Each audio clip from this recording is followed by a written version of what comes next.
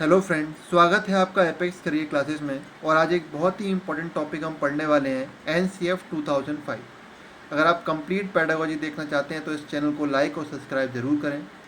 NCF बहुत ही important topic है क्योंकि यहाँ से हर साल हमें कई क्वेश्चन देखने को मिलते हैं। डायरेक्ट पूछा होता है मैथ को पढ़ाने के लिए एनसीएफ 2005 के अनुसार कौन सा ऑप्शन सबसे उचित है। हिंदी में डायरेक्ट पूछते हैं, इंग्लिश में पूछते हैं, इसलिए ये टॉपिक पूरे पेडागोजी का बेस है। हमने अभी इसे दो पार्ट में तैयार किया है। तो देखते हैं इस पहले पार्ट को, एन सी एफ 2005 को। जहाँ एक फुल फॉर्म अगर एन सी एफ 2005 की देखी जाए तो नेशनल करिकुलम फ्रेमवर्क 2005, हिंदी में अगर देखें तो राष्ट्रीय पाठ्यचर्या रूपरेखा। इसके नाम में ही इसकी डेफिनेशन कंप्लीट आ रही है। पूरे राष्ट्र स्तर की जो पाठ्यचर्या है वो कौन सी संस्था उसका निर्माण करती है, एन सी एफ 2005।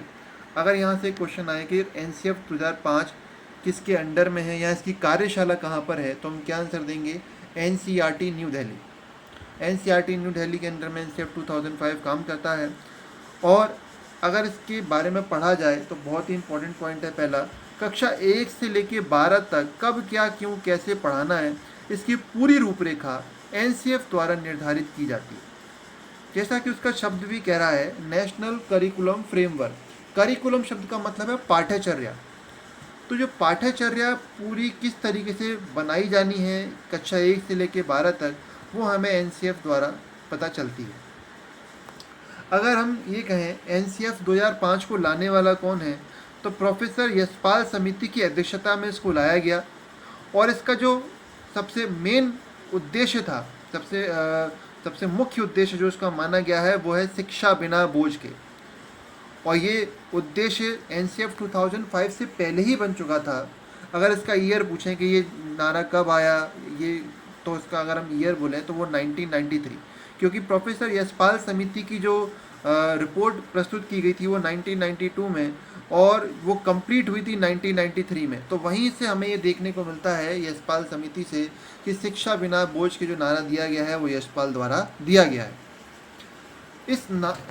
शिक्षा बिना बोझ से ही हमें बहुत कुछ समझ में आ जाता है। यशपाल जी चाहते थे कि जो छात्र हैं वो एक शिक्षा को एक बोझ के रूप में ना लें। मोटी मोटी किताबें बच्चों को परेशान ना करें, उन्हें गृह कार्य का उन पर बोझ ना हो। वो शिक्षा में एक रुचिपूर्ण अध्ययन करें और उन्हें स्वतंत्र होकर सीखने के बहुत से अवसर मिलें। इसीलिए एनसीएफ 2005 को लाया गया। अगर यहाँ पे एक और क्वेश्चन निकल के आता है फ्रेंड्स, प्रोफेसर यशपाल समिति में कुल कितने सदस्य थे, तो उसका आंसर क्या होगा, 38। तो यहाँ से दो क्वेश्चन बने, इनका उद्देश्य क्या था, शिक्षा बिना बोझ थे 38। और ये जो लक्ष्य ये कब बनाया गया था, ये 1993 में ही आया था, शिक्षा बिना बोझ के, जिसके बेस पर एनसीएफ 2005 को लाया गया है। एनसीएफ 2005 की शुरुआत रविन्द्रनाथ टैगोर के निबंध सभ्यता और प्रगति से होती है। यहाँ एक और क्वेश्चन है, टैगोर के अनुसार बच्चों की सृजनात्मकता ही उनके बचपन की पूंजी है। इसीलिए एनसीएफ 2005 में सबसे इम्पॉर्टेंट क्रिएटिविटी को माना गया है। ऐसे भी क्वेश्चन आ सकता है कि हमें सबसे ज़्यादा किस पर बल देना चाहिए, क्रिएटिविटी पर या इंटेलिजेंसी पर या फ्रेंडली नेचर पर या फिर बच्चों को ज़्यादा रटने पर। तो क्वेश्चन का आंसर क्या होगा, क्रिएटिविटी। इंटेलिजेंसी से भी ज़्यादा मैटर करती है क्रिएटिविटी, और उसी पर एनसीएफ 2005 को लाया गया है। एनसीएफ 2005 प्रारंभिक शिक्षा मातृभाषा में ही देने की सिफारिश करता है। और इसमें अगर कुल भाषाओं की बात हो तो जैसे कि संविधान की 8वीं अनुसूची में बताया गया है, 22 भाषाओं में एनसीएफ 2005 का उल्लेख होता है। नेक्स्ट में इम्पॉर्टेंट पॉइंट देखते हैं, एनसीएफ 2005 के 5 प्रमुख मार्गदर्शक सिद्धांत। यहाँ से क्वेश्चन हर साल हमें 4 या 5 क्वेश्चन मिलने ही हैं। और मैं तो बल्कि ये कहूँगा जो पूरी पेडागोजी है वो इन 5 सिद्धांतों पर ही बेस्ड है। इसको मैंने बिल्कुल एनसीएफ की लैंग्वेज में ही आपके सामने प्रस्तुत किया है। तो वो पहला प्रिंसिपल क्या है जो सबसे इम्पोर्टेंट है, ज्ञान को विद्यालय के बाहरी जीवन के साथ जोड़ना। हम ऐसे भी कह सकते हैं, ज्ञान को वास्तविक जीवन के साथ जोड़ना। इसका मतलब है कि हम जब भी बच्चों को पढ़ाएं तो जो उनकी लाइफ की रियल एग्जाम्पल्स हैं, जिनको वो रोज़मर्रा की ज़िंदगी में शामिल करते हैं, वो रोज़ अपने आसपास देखते हैं, उन चीज़ों से बच्चों को जोड़ करके पढ़ाना चाहिए। जैसे कि हम किसी आयत का उदाहरण दे रहे हैं तो बच्चों को दरवाजे का आकार दिखाया जाए, खिड़की का आकार दिखाया जाए, या फिर हम किसी विषय वस्तु के बारे में, किसी पेड़ पौधों के बारे में बता रहे हैं तो वो पेड़ पौधे अगर हमारे सामने मौजूद है तो बच्चों को उन्हें स्पर्श करने का, उनको छूने का, उन्हें रियल देखने का मौका मिले। तो इस तरीके से हमें शिक्षा देनी है, ना कि बच्चों को किताबी ज्ञान देना है। दूसरा प्रिंसिपल है सुनिश्चित करना कि अधिगम रटने की विधियों से परे हो। ये क्वेश्चन कई बार एग्जाम में आया हुआ है कि एनसीएफ किसका विरोध करता है? रटने की पद्धति का बिल्कुल विरोध करता है। नेक्स्ट तीसरा प्रिंसिपल देखते हैं, पाठ्यचर्या को समृद्ध बनाना ताकि यह पाठ्य पुस्तकों पर केंद्रित न रहकर पाठ्य बच्चों का सर्वांगीण विकास करे। यानी कि हमें पुस्तकीय ज्ञान पर ज़्यादा बल नहीं देना है, बल्कि बच्चों को करके सीखने के अवसर देने हैं। अगर एक क्वेश्चन यहाँ से ये भी बनता है कि एनसीएफ 2005 किस सिद्धांत पर निर्भर है या किस सिद्धांत पर बेस्ड है, तो वो करके सीखने के सिद्धांत पर है। यहाँ से ये पॉइंट भी निकल के आता है कि बच्चों को किताबी ज्ञान में ज़्यादा नहीं उलझाना है, उनके करके सीखने के अवसर देने हैं। अगला प्रिंसिपल देखते हैं, परीक्षाओं को अधिक लचीला और कक्षा कक्ष में जीवन के साथ समेकित करना चाहिए। लचीले का मतलब यहाँ है कि बच्चों को एक तरीके से ही नहीं बल्कि अनेक तरीके से सीखने के अवसर दिए जाएं ताकि उनकी शिक्षा पद्धति अधिक लचीली हो। अगला प्रिंसिपल देखते हैं, देश की लोकतांत्रिक नीति के अंदर सरोकार को ध्यान में रखते हुए निर्णायक पहचान को पोषण देना। यहाँ पे एक लोकतांत्रिक नीति का जिक्र हो रहा है, जो बहुत ही इम्पोर्टेंट वर्ड है, लोकतांत्रिक नीति। इसका मतलब क्या है? हर बच्चे को सुनने के अवसर मिलें, हर बच्चे को कहने के अवसर मिलें, सभी को महत्वता दी जाए, किसी भी प्रकार की लैंगिक रूढ़िबद्धता, जातीय रूढ़िबद्धता कक्षा में नहीं होनी चाहिए। तो इस पॉइंट पर भी कई क्वेश्चन हमें देखने को मिले हैं। तो ये थे 5 महत्वपूर्ण सिद्धांत जिन्हें मार्गदर्शक सिद्धांत कहते हैं एनसीएफ 2005 का, और यहाँ से हर साल हमें क्वेश्चंस देखने को मिलते हैं। नेक्स्ट इसमें देखते हैं एनसीएफ 2005 की प्रमुख विशेषताएं। कौन कौन सी विशेषताएं देखते हैं। बालकों के चहुमुखी विकास पर आधारित पाठ्यचर्या हो। हमारा जो करिकुलम है, जो पाठ्यचर्या हो, वो इस तरीके को हो कि बच्चों को हर तरीके से उनको विकास का अवसर मिले। यहाँ पे एक वर्ड का यूज हो रहा है, पाठ्यचर्या। यहाँ से ऐसा भी क्वेश्चन आता है कि पाठ्यचर्या और पाठ्यक्रम में क्या अंतर है। तो पाठ्यचर्या और पाठ्यक्रम में अंतर है। पाठ्यक्रम तो होता है कि हमें सिलेबस में क्या क्या दिया हुआ है, हमें क्या क्या विषय वस्तु पढ़नी है, लेकिन पाठ्यचर्या में वो विषय वस्तु कैसे पढ़नी है, उसमें पाठ्य सहगामी क्रियाएं और कौन कौन सी होंगी। विद्यालय का अगर हम एक लाइन में पाठ्यचर्या की डेफिनेशन दें तो विद्यालय का संपूर्ण कार्यक्रम ही पाठ्यचर्या कहलाती है। ये क्वेश्चन डायरेक्ट सीटेट में आया हुआ था कि पाठ्यचर्या का मतलब क्या होता है? विद्यालय का संपूर्ण कार्यक्रम, जिससे बच्चों के चहुमुखी विकास के अवसर मिले।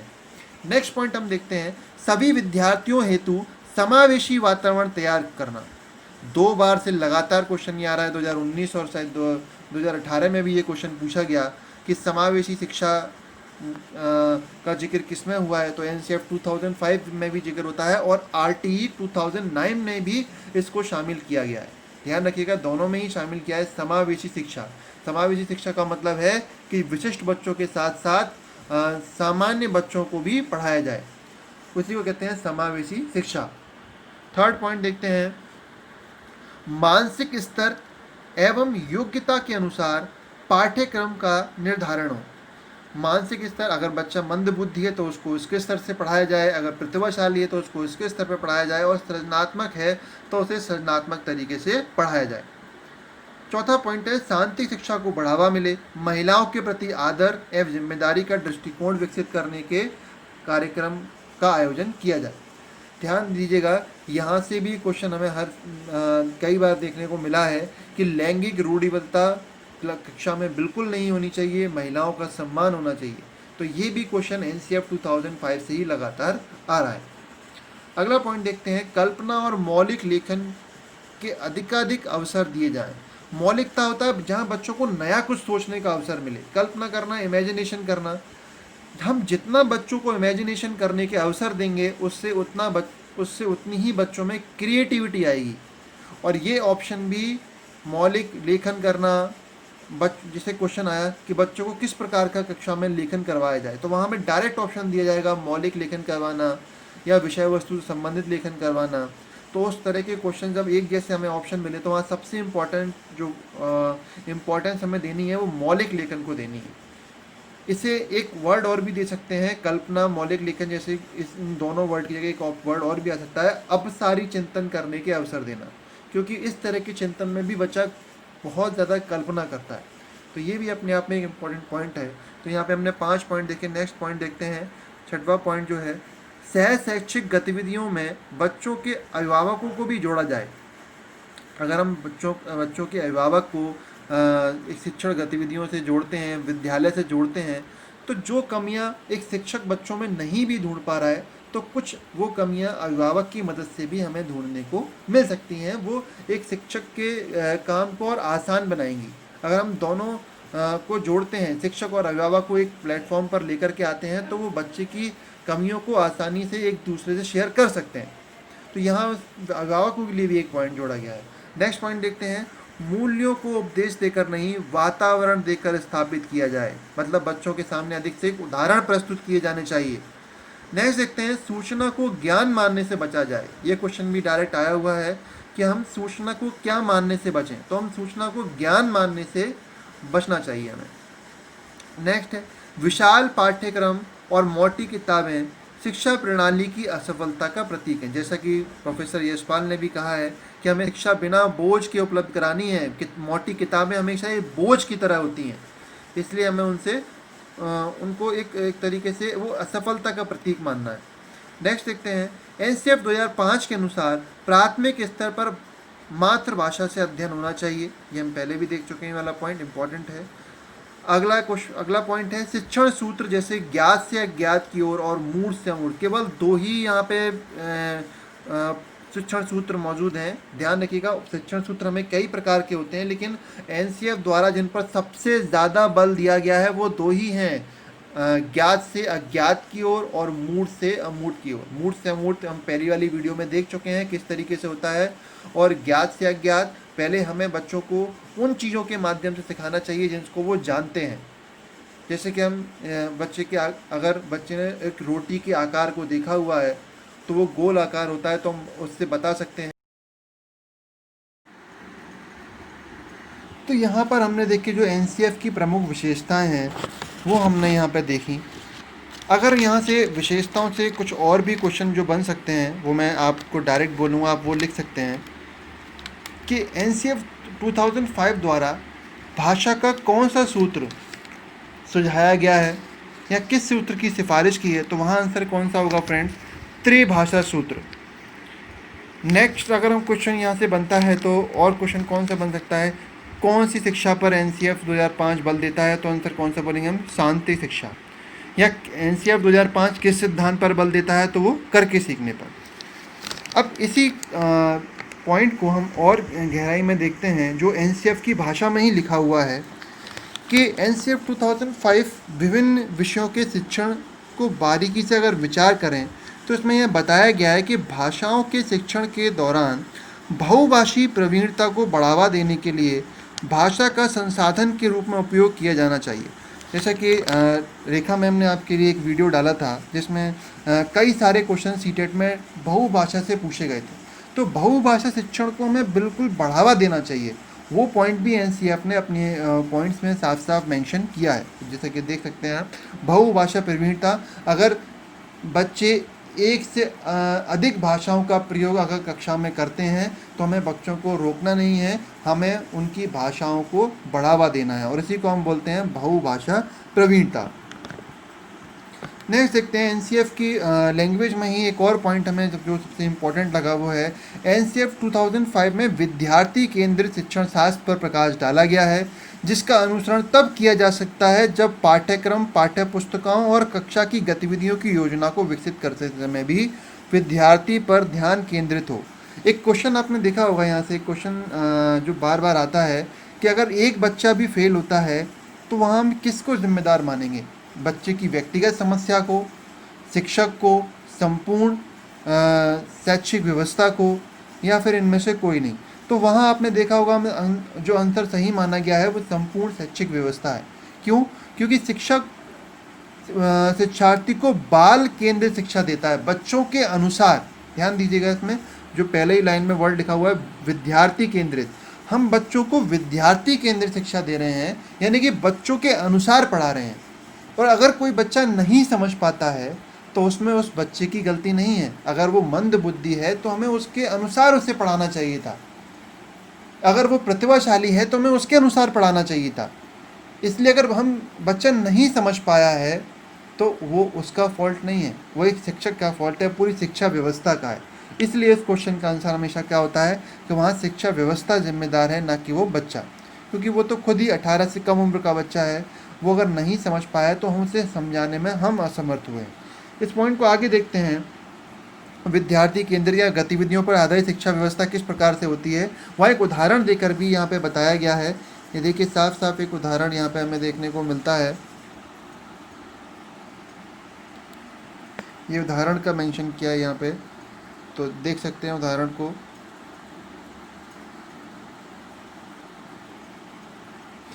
उदाहरण के लिए, यदि प्राथमिक स्तर पर पौधों के बारे में एक विवरण शामिल करना चाहते हैं तो पाठ्यक्रम को उन पौधों पर ध्यान केंद्रित करना चाहिए जो बच्चे के दैनिक जीवन में देख सकते हों, छू सकते हों और जिनके बारे में बता पाते हों। पाठ्य पुस्तक में उसी का विवरण प्रदान करना चाहिए। शिक्षक उन अवसरों की योजना बना सकते हैं जहां बच्चे अपने घरों, पड़ोस, स्कूलों आदि में देखे गए पौधों के पोस्टर बना सकते हैं, साझा कर सकते हैं। इस प्रक्रिया में वे अपने अनुभवों, पाठ्य पुस्तकों में दिए गए अनुभवों से जोड़ेंगे। ऐसा करते समय शिक्षक प्रत्येक बच्चे के सीखने के प्रतिफल में प्रगति का निरीक्षण करेंगे। देखिए, मैंने आपको पहला ही प्रिंसिपल बताया था, वास्तविक जीवन से जोड़ना। तो यहाँ इस पॉइंट के माध्यम से ये समझाया गया है कि बच्चों को जो पढ़ाते समय हमें ऐसे उदाहरण देने हैं जिनको वो रोज़ देखते हों, आसपास देख सकते हों, छू सकते हों, उनके पोस्टर बना सकते हों, उनको जानते हों। उन्हीं चीज़ों को हमें शामिल करना है ताकि बच्चों को रुचि मिले और वो किसी विषय वस्तु को आसानी से समझ पाएँ। तो यहाँ हमने एनसीएफ के सारे इम्पोर्टेंट पॉइंट देखे। अब हम जो उनके सिद्धांतों को हमने पढ़ा है, उनके आधार पर किस तरीके से सीटेट में क्वेश्चंस बनते हैं वो हम यहाँ पे डायरेक्ट देखेंगे। तो पहला क्वेश्चन है, निम्नलिखित कथनों में से कौन सा प्राथमिक स्तर पर पर्यावरण अध्ययन पढ़ाने का एक उद्देश्य नहीं है। यहाँ पे आपसे नहीं पूछा, यानी कि तीन तो एनसीएफ के अनुसार होंगे लेकिन एक कोई एनसीएफ के अनुसार नहीं होगा। बच्चों पर आकलन के लिए शब्दावली और परिभाषाओं का बोझ डालना। देखिए फ्रेंड्स, एक परिभाषा शब्द का प्रयोग हो रहा है और अगर परिभाषा बच्चों के सिलेबस में शामिल होती है तो बच्चा उसे नहीं समझ पाएगा। ये जो हमने एनसीएफ का एक नियम देखा था, रटने से बच्चों को बचाना, ये उसी पर बेस्ड है।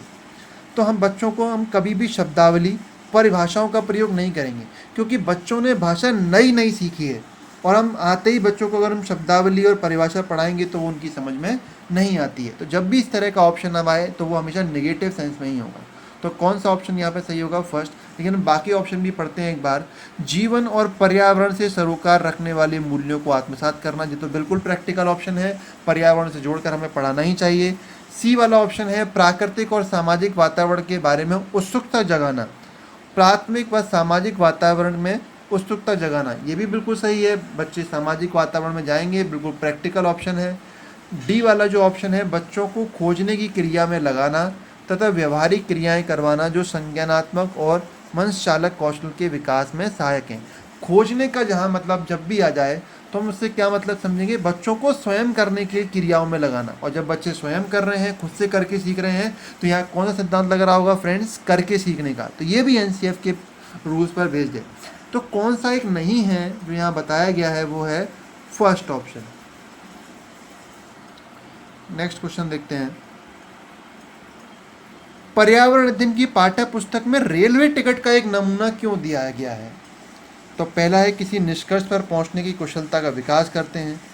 बी, बच्चों के वास्तविक जानकारी से अंतःक्रिया करने का अवसर देते हैं। पहला ही प्रिंसिपल, मैंने आपको बताया था बार बार प्रिंसिपल से क्वेश्चन आते हैं, डायरेक्ट क्वेश्चन आते हैं, तो वो यहाँ आ गया है सेकंड ऑप्शन, बच्चों को वास्तविक जानकारी से जोड़ते हुए। अगर आप पर्यावरण या मैथ की किताब बच्चों की देखेंगे तो वहाँ पर भी बच्चों के जो चैप्टर लिए गए हैं वो एक वास्तविक जीवन से जोड़ते हुए लिए गए हैं। जैसे कि मैं उदाहरण दूंगा आपको, सुनीता विलियम्स का एक चैप्टर है, कर्णम मल्लेश्वरी का एक चैप्टर है। ये सब एक रियल लाइफ के एग्जाम्पल हैं जिनसे बच्चे पढ़ेंगे और समझेंगे कि हमें वास्तविक जीवन की चुनौतियों को किस प्रकार से स्वीकार करना है। नेक्स्ट क्वेश्चन देखते हैं। प्राथमिक कक्षाओं में विद्यार्थियों को मानचित्र शिक्षण के लिए निम्नलिखित में से कौन सी युक्ति सर्वाधिक उपयुक्त प्रतीत होती है? अध्यापक द्वारा श्यामपट्ट मानचित्र शिक्षार्थियों विभिन्न स्थानों की स्थिति बताने के लिए कहना, शिक्षार्थियों को निर्देश देना कि वे घर से भारत का मानचित्र लेकर के आएँ, शिक्षार्थियों को एटलस दिखाना और विभिन्न स्थानों की स्थिति बताने के लिए कहना, शिक्षार्थी की सहायता करना कि वे अपने संकेतों का उपयोग करते हुए अपने निकटतम परिवेश का मानचित्र बनाएं और वस्तुओं की सापेक्ष स्थिति और दिशा पर ध्यान केंद्रित करें। ध्यान दीजिएगा फ्रेंड्स, यहाँ पर अगर चारों ही ऑप्शन यहाँ बिल्कुल गलत नहीं है, लेकिन फिर भी हमें कोई एक ऑप्शन चुनना है, तो हम उस ऑप्शन को चुनते हैं जिसमें बच्चे खुद से कोई काम कर रहे हों। जैसे ड्राइवर की सीट पर अगर ड्राइवर खुद बैठ जाएगा और आपको बगल वाली सीट पर रखेगा तो आप उतनी अच्छी ड्राइविंग नहीं सीख पाएंगे जितना कि आप तब सीख पाएंगे जब आप खुद से ड्राइविंग की सीट पर बैठेंगे और स्टीयरिंग अपने हाथ में लेंगे। जब हम स्वयं किसी काम को करते हैं तो हम उससे अधिक अच्छे तरीके से सीखते हैं। तो जिस ऑप्शन में बच्चे स्वयं करके सीख रहे हों हमें उस ऑप्शन को चुनना चाहिए। तो यहाँ पे चौथा ऑप्शन ऐसा है जिसमें बच्चा खुद से मानचित्र बना रहा है। तो ये इसकी एक सबसे बड़ी ट्रिक थी जिसमें हमने पढ़ा था एनसीएफ का सिद्धांत, करके सीखने का सिद्धांत। ये भी डायरेक्ट एनसीएफ से क्वेश्चन आया हुआ है। नेक्स्ट क्वेश्चन देखते हैं। कक्षा 5 की अध्यापिका माहिका चाहती हैं कि उसके विद्यार्थी आसपास के पौधों का अवलोकन करें। अवलोकन से यहाँ मतलब है ऑब्जर्वेशन करें। सार्थक अधिगम के लिए उसे बच्चों को क्या करने के लिए प्रोत्साहित करना चाहिए? अब आप खुद से देखिए, 4 में से ऐसा कौन सा ऑप्शन है जहां बच्चे खुद से काम कर रहे हैं, स्वयं करके सीख रहे हैं या बिल्कुल वास्तविक रूप में उस चीज़ को देख रहे हैं? यह समझना कि पौधे सजीव होते हैं, यह समझना कि पौधे हमारे लिए उपयोगी होते हैं, अधिकतम पौधों के नाम लिखना, उनकी ऊंचाई, पत्तियों, गंध, उगने के स्थान के अंतर का अवलोकन करना, साफ साफ उनको देखना। जब हम देखेंगे हर एक पॉइंट को, उनकी पत्तियों को, उनके स्थान को, और तब उसको समझेंगे तो वो ज़्यादा प्रैक्टिकल होगा, वास्तविक जीवन से ज़्यादा जुड़ा हुआ होगा। तो यहाँ पर कौन सा ऑप्शन सही होगा फ्रेंड्स? D option. ये भी डायरेक्ट एनसीएफ के प्रिंसिपल पर बेस्ड क्वेश्चन था। नेक्स्ट देखते हैं इसमें। प्राथमिक कक्षाओं में पर्यावरण अध्ययन पढ़ाने के लिए निम्नलिखित में से कौन सा उद्देश्य संबंधित नहीं है? तो कौन सा उद्देश्य देखते हैं इसमें? विज्ञान के आधारभूत प्रत्ययों सिद्धांतों को रटकर याद कर लेना, पर्यावरण को खोजने के अवसर देना, अवलोकन, मापन, भविष्य कथन, वर्गीकरण जैसे कौशल का विकास करना, भौतिक और सामाजिक परिवेश के प्रति संवेदनशीलता विकसित करना। जैसा कि हमें दिख रहा है ऑप्शन में, हमने देखा था दूसरा या तीसरा ही प्रिंसिपल था कि हमें बच्चों को बिल्कुल रटने नहीं देना है, और इस ऑप्शन में नहीं पूछा गया है। तो वो कौन सा ऑप्शन होगा फ्रेंड्स? First option. क्योंकि बी वाला ऑप्शन तो साफ साफ एनसीएफ का प्रिंसिपल है, खोजना, यानी कि बच्चों को स्वयं करने के अवसर देना। सी वाला जो ऑप्शन है बिल्कुल वो वास्तविक जीवन से जोड़ रहा है क्योंकि वो अवलोकन करने के मौके दे रहा है। और डी वाला ऑप्शन परिवेश के प्रति संवेदनशीलता लेकर के आ रहा है। तो ये ऑप्शन तो बिल्कुल पॉजिटिव सेंस में जा रहा है। तो कौन सा ऑप्शन इसमें नहीं होगा? फर्स्ट ऑप्शन नहीं होगा। नेक्स्ट क्वेश्चन देखते हैं। ये क्वेश्चन थोड़ा ज़्यादा समझ में नहीं आ रहा है, मैं इसे साफ साफ पढ़ दे रहा हूँ। विद्यार्थी प्रतिभाशाली के लिए इनमें से कौन सी गतिविधि उपयुक्त होगी? प्रतिभाशाली विद्यार्थी है तो उसके लिए कौन सी एक्टिविटी सही होगी? तो यहाँ पढ़ते हैं। अभी हाल ही में हुए स्कूल मैच पर एक रिपोर्ट लिखवाना, दी गई संकल्पनाओं के आधार पर मौलिक नाटक लिखवाना, 5 पाठों के अंत में दिए गए अभ्यासों को एक बार में हल करवाना, या शिक्षक दिवस पर कक्षा को पढ़ाना। देखिए चारों ऑप्शन इसमें बिल्कुल गलत नहीं है। ये सीटेट एक ऐसा एग्ज़ाम है जहाँ हमें चारों ऑप्शन बिल्कुल गलत नहीं होते, लेकिन हमें सबसे ज़्यादा सही ऑप्शन चुनना होता है। तो यहाँ पर एक ऐसा कौन सा आपको ऑप्शन लग रहा है जिसमें बच्चा ज़्यादा एक्टिव हो और जो एनसीएफ के प्रिंसिपल पर डायरेक्ट हो। तो वहाँ हमने एक पॉइंट पढ़ा था एनसीएफ के प्रिंसिपल में कि बच्चों को मौलिकता के अवसर देना, कल्पना के अवसर देना, और उसी से डायरेक्ट क्वेश्चन यहाँ पर बना है। वो कौन सा ऑप्शन है फ्रेंड्स? वो सेकंड ऑप्शन है। देखिए यहाँ पे वर्ड का यूज़ भी हुआ है, मौलिक और संकल्पनाओं पर आधारित एक नाटक लिखना।